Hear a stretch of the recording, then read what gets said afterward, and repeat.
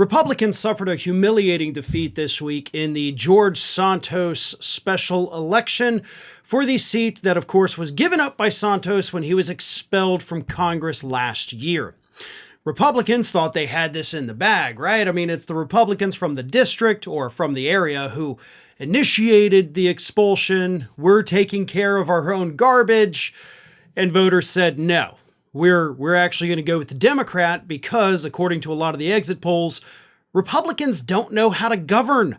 Not to mention, you put up an extremist candidate who basically said all of the things that we hate. So we're going with the Democrat, Tom Suozzi. Suozzi. Donald Trump got on Truth Social shortly after the results of the election came out to, as usual, make it all about him. Yes, the problem with that election, Donald Trump says, is that they didn't love him enough. And the Republicans were not showing the MAGA freaks the respect that he says they deserve. Here is the absolutely unhinged message Donald Trump put on Truth Social following that electoral defeat. Republicans just don't learn, but maybe she was still a Democrat. I have an almost 99% endorsement success rate in primaries and a very good number in the general elections as well. But just watch this very foolish woman, Melissa Phillip, running in a race where she didn't endorse me and tried to straddle the fence when she would have easily won if she understood anything about modern day politics in America. MAGA, which is most of the Republican Party, stayed home, and it always will, unless it is treated with the respect that it deserves. I stayed out of the race. I want to be loved. Give us a real candidate in the district for November. Suozzi, I know him well, can be easily beaten.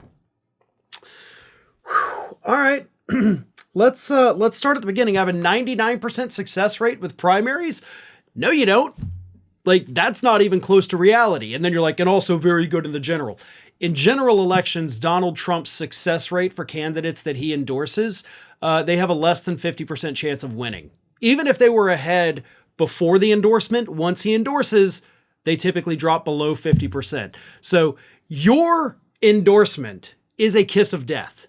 And your record in the primaries, I will give you this, is slightly better, but it's still not good.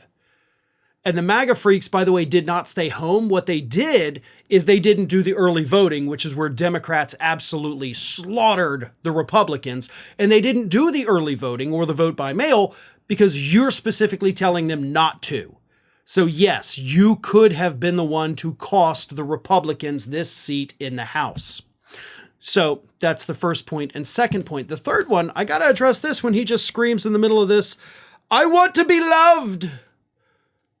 Don't we all? I mean, isn't that all anybody can ask for in life? Like, don't we just all want to be loved? Weird thing to say, but it tells us exactly what Donald Trump feels all of the time. He wants to be loved because his narcissism says people have to love me. That's why he didn't give an endorsement there. He wasn't loved. She tried to straddle the fence, as he says. And no, by the way, she didn't. She was running as a hardline right-wing conservative. You know, anti-abortion, pro-tax cuts, all that crap. So the only thing she didn't do was come out there and say, Donald Trump, I love you. I love you with all of my heart. Please give me your endorsement. It wouldn't have helped. Because overall, it wasn't a matter of loving or not loving Donald Trump. It came down to the fact that voters are looking at the Republican Party in Congress right now, and they're seeing that they're either getting nothing done, or the few things they are getting done, like impeaching Alejandro Mayorkas as this election was going on, are very stupid.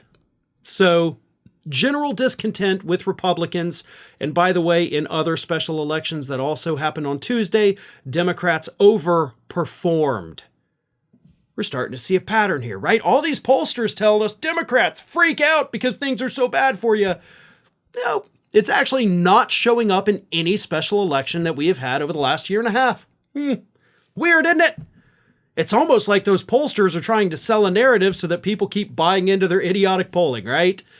Well, whatever the narrative, whether it's she didn't love Trump enough or the pollsters are pushing false information on us, either way, Democrats are winning, Republicans are losing, and that's always a good thing for this country. I want to be loved.